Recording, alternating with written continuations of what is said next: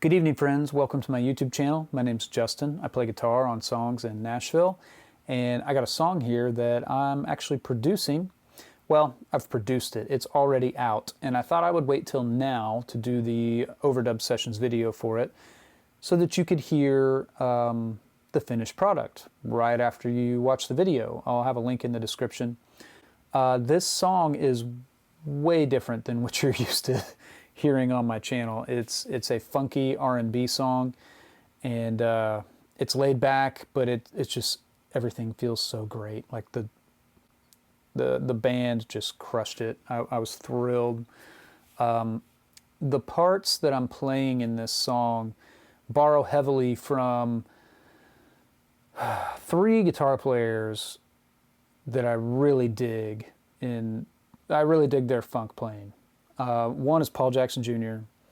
Just go read his credits. It's staggering.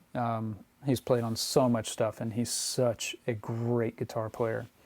Number two is probably somebody that I would think most of you have not heard of. His name's Avi Bortnick, and he was the rhythm guitar player on John Scofield's Überjam record, which I wore out in college.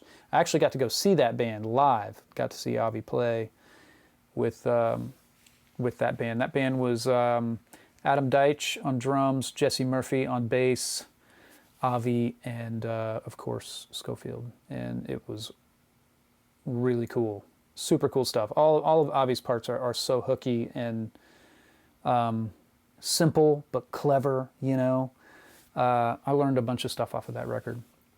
Number three, I would say, is Cory Wong, and especially in the context of the Vulfpeck YouTube channel videos. I've gone down that rabbit hole and watched so much of that stuff, and just the really tight, muted things. I mean, obviously, like, you know, he can go crazy, but I guess I would say that what I'm doing in this song is a very understated version of that. An understated Cory Wong, if you will. So, without further ado, here is the video for this overdub sessions. The artist is named Kip Fox. He's a buddy of mine. We've done a handful of records over the years and some singles, and he is a fantastic singer. And in the scratch track, he still sounds amazing, but he's got kind of a head cold. And so he's probably going to be mortified that he's hearing, you're going to hear his scratch vocal. But I'm going to put a link to the song so you can go hear the finished product. We did cut final vocals after the fact, and then there's some backgrounds that you're not hearing on what I'm going to be overdubbing to. But that's really it. It's mixed. I know everybody who watches this channel, or pretty much everybody, is a guitar player. And so I'm bringing my parts forward in the mix when I'm going to be playing here, just so you can really pick them out. And I don't want you to be disappointed when you go hear the final track, because they're going to be a lot farther down in the mix, farther back, and that's just where they belong. These kinds of parts, you know, that's just where they go. So let's dig in here. Let me show you my chart first. This song's called Right Time. And by the way, the rest of the band on this is Jason Cheek on drums, one of my absolute favorite drummers in town. Best kept secret in Nashville as far as I'm concerned, in the drum chair anyway. Craig Young on bass. You might stop listening to what I'm doing, and just your ear is going to want to listen to the bass the entire time. And I'm okay with that, because it's amazing. The two of them together is one of my favorite rhythm sections in town, for sure. I mean, there are so many great players, world-class players, and it really, you know, makes you rise to the occasion as well. So here's my chart. Here's my number chart. A lot of major sevens, you know. We're in the key of C. It's a 4, 2 minor, 6 minor, 1 major 7. So that's F, D minor, A minor, C major 7. That's the general progression of the chorus, and then the verses are just 4 to 1, back and forth. The bridge gets a little bit interesting. There's 2 bars of 2 minor, and then a 6 minor, and then a 3 minor that sort of does the chromatic walk down to the 2. But overall, this is just a really good feeling track, and I've got two parts on this. One of them I'm going to play for you all, and the other one's going to be going. They both got a lot of chorus on them, and it's my old Boss CE1. They're both Strat parts. I feel like this just works well and sort of speaks the best in this context, you know. So let's dig in, and I'll see if I can get this part down in one take. We'll see. I might get distracted by everybody else's playing because it's so good. David Dorn is on keys and B3, and my buddy Mark Lonsway mixed it. David and Mark were my co-producers on this track, and Mark also did a bunch of BGVs, which you will hear on the final version, which I will link in the description. So here we go. I'm going to put cans on so that my monitors don't bleed into my mic and cause weird sounds. Let's mute the monitors as well. All right, so let's see what we got here. I need to turn my headphones up. So this is the tone I'm using. That's so cool.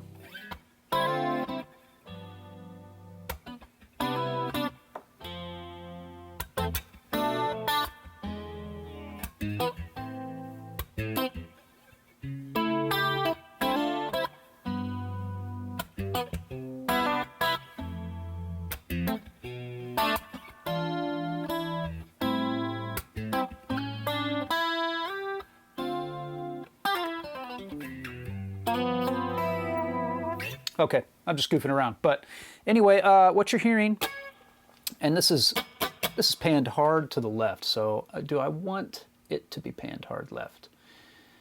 I don't. I think I want this on the right because my other guitar that's playing chords with this same, it's really the same chorus tone and same guitar, that's already kind of panned over to the left. So let me move it a little bit more over, and then we'll have this guy on this side. So this part for most of the song is just very muted. I'm doing some really percussive. It's something that is supposed to be tucked back in the mix, which again you'll hear when you listen to the final mix, but just adds an energy that if you mute it, you're gonna miss it, you know. But it's not something that you're going to necessarily hear way out front. You know, it's one of those things that you tuck back and it becomes as much a part of the percussion world as it does the melodic world or the harmonic world, meaning chords, you know. So here we go. Let's both try to not get distracted by the amazing bass playing. Thanks a lot, Craig. No, really, thank you. It's incredible. Here we go. Okay.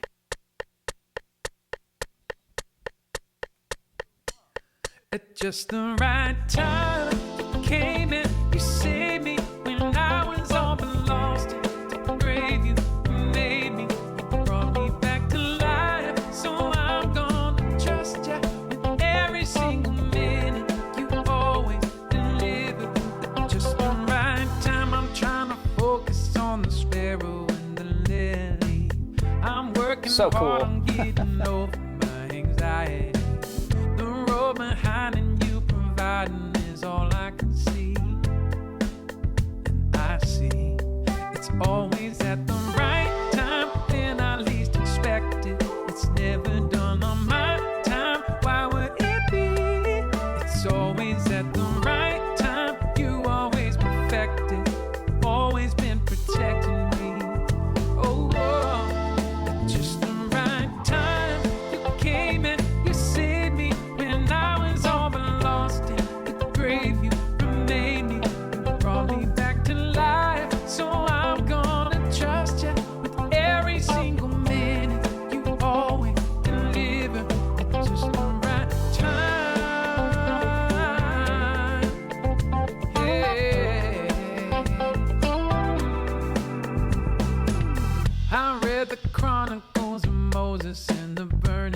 Check the space out. I know when Elijah started fire on that water bush. I heard the Sarah who was buried, never thought she could. So good.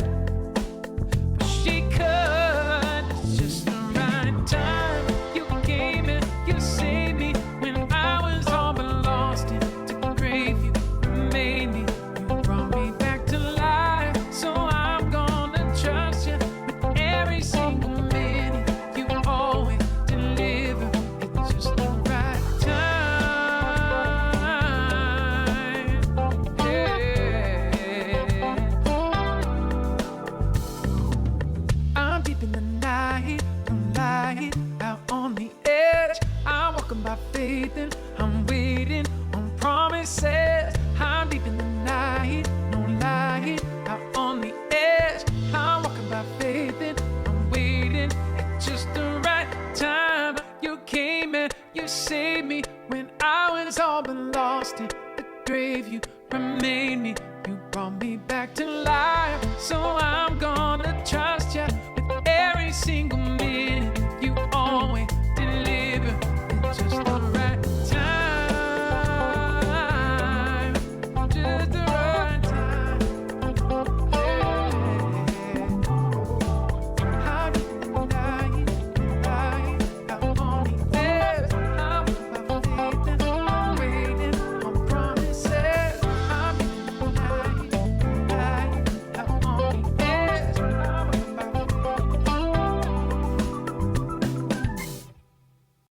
Oh man, that's so cool. Goodness. So you can tell Kip's an incredible singer, and even though he's having some issues, like I think he was losing his voice, and he basically didn't talk for the entire next week after singing scratch tracks for us. We really only pushed him to sing the scratch tracks because it's just the difference between what can be really good takes and really great takes with a full band in the studio. Like you have to have the vocal to refer to, you know. Some of the songs we had work tapes that were cut to the right tempo, so we were able to just import his vocal from the work tapes and then play to him that way. But on this one, we were like, please just go sing, you know. But basically, on this song, you can tell, like, in my head, this is something that I would think that somebody like Paul Jackson Jr. would play on this kind of song back in the 80s or early 90s or whatever. It's just muted, it's super clean, it's got some chorus on it. And so the chord progression in the chorus is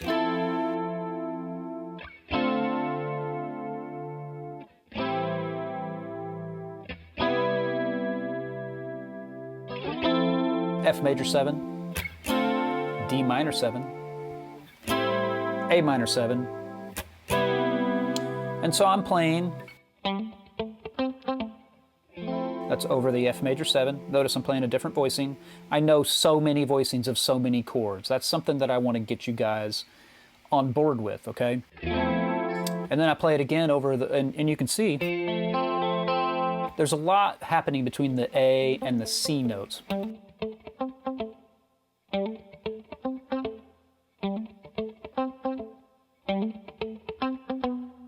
And I go down to the B because it works over the C major 7 the fourth time, right?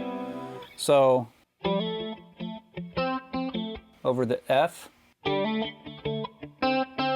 over the D minor, over the A, and then over the C. And that works over, it's C major 7, right? So, and you'll notice that I was staying, my phrases weren't running into each other in the chorus, but in the post-chorus, I kind of shifted into another gear, you know? Same chords in the post-chorus, or the turnaround, or whatever, when he sings, just the right time, and the band plays another round of the chords into the verse. What I'm doing is,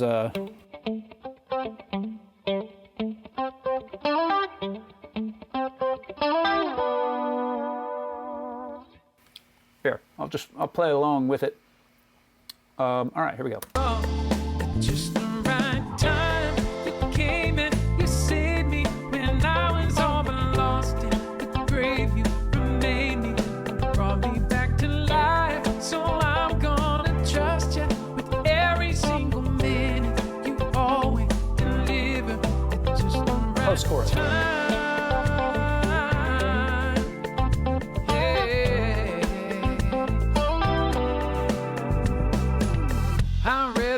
So you notice I go from,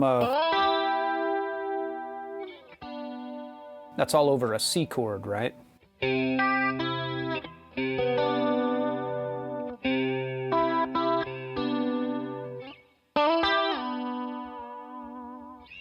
So I'm playing the 3 and the 5 of the C. And remember, it's C major 7. And I go down to the B and the D, which is the 3 and the 5 of G.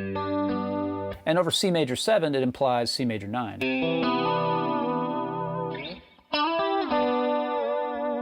let's do that turnaround one more time, and that's just, I'm showing you what I'm thinking. It gets busier, and I have that little bars 2 and 4 step out just a little bit more of the turn. Check it out. It's just the right time.